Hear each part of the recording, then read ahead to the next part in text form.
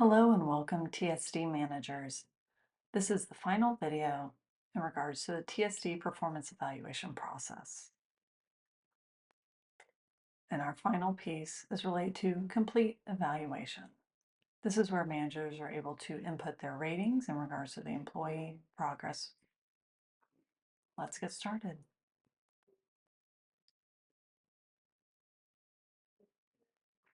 Always make sure that you're in the right part of the process. You should be in the final step. You will see there complete manager evaluation. If it shows you're in progress, you're on the correct step.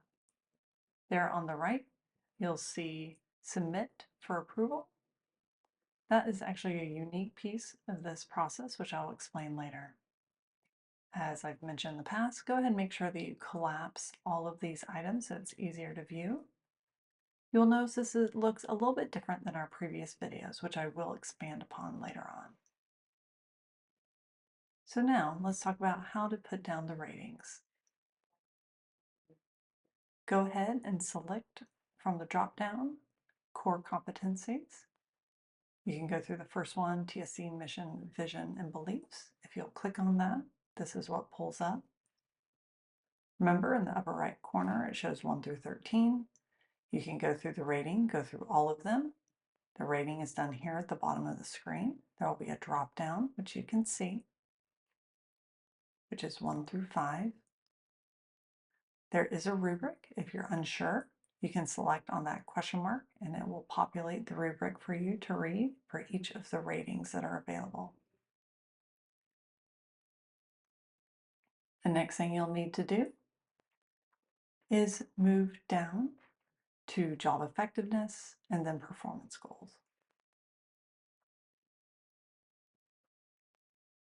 Once you've completed the core competencies, make sure to click Save and then go back to the next item on the list, which is job effectiveness. This screen will be what pulls up, and from there you can select the rating. Once you've completed that, remember to select Save and go on to the next one, which is the employee performance goal. Remember previously, you were able to do the checkpoints, talk about where you are in the process. There's nothing you can edit at this time. You will only be able to add the rating. Select the rating and then go ahead and click Save. Up next, you'll need to do the rating calculations, as well as the overall summary comments. So you've completed all the ratings in the areas of core competency, job effectiveness, and performance goals. You'll note that the annual competencies do not have a rating included, which I'll touch upon in a bit. So now the overall summary, you may go ahead and select that, and you'll see that the rating has been calculated at the top. Sometimes you may realize that although you selected a rating, you forgot to save that. And so you'll need to go back, and once you do that, it'll update the numbers here. You'll see here that the employee has not completed the employee's self-evaluation. Some employees may choose not to, which is totally fine. If they complete it, you will see it there and the managers will be notified. So I'll go ahead and add some comments, the date, as well as the evaluation, and then the overall evaluation comments, so you can track all of that information. Once you're done, click Save. So you have completed your ratings, you've done the calculations and the comments for the first 3 items. Now for the annual competencies, those are solely a met, not met, or not applicable. You can go ahead and expand that, and you will see the annual competency number 1 for the district level. When you select that, you can see here, and you can then select met, or not applicable. You can also add a comment there. Again, I want to emphasize including the date with whatever comments you need to make. And once you have done the department level, as well as the individual level, Remember, it's important that you complete all three of those. Again, met, not applicable.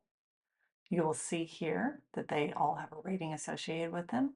And again, I recommend including the date, evaluation, and any comments you have in regards to annual competencies. Once you're done with that, click Save. And now once you've completed the ratings, you've completed the calculations, all of your comments, you can then select Save and Submit for approval. That will then go to your second line manager to review any of the evaluations that have been completed. You will see here that the employee cannot see the evaluation. Still keep it hidden.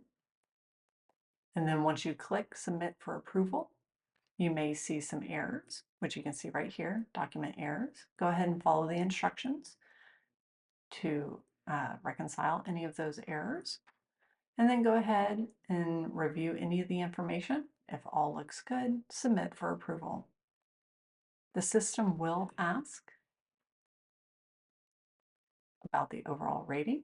You will see here, you can cancel to review any of it, or you can select confirm if it's accurate. So you'll see now at the bottom, it'll see approval chain. And right now it shows pending because it's been submitted to the second line manager. There will be a name populated there, and then you'll be notified when it's complete. The second line manager will review the evaluation and have two options. One may be to decline that submission, meaning you'll be notified via the system if you need to rectify anything, and then you can submit for approval again. Once it's approved, then you can go ahead and change the visibility for the employee to view, and you can sit down and have your discussion about the final evaluation to close out the evaluation for the year.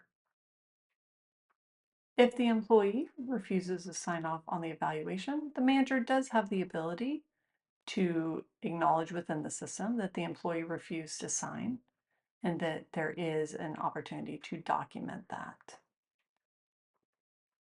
You can also look at the TSD HR intranet for more instructions. We've completed our training. As always, if you have any questions, need some clarifications, we're here to support you. Please reach out. Thank you.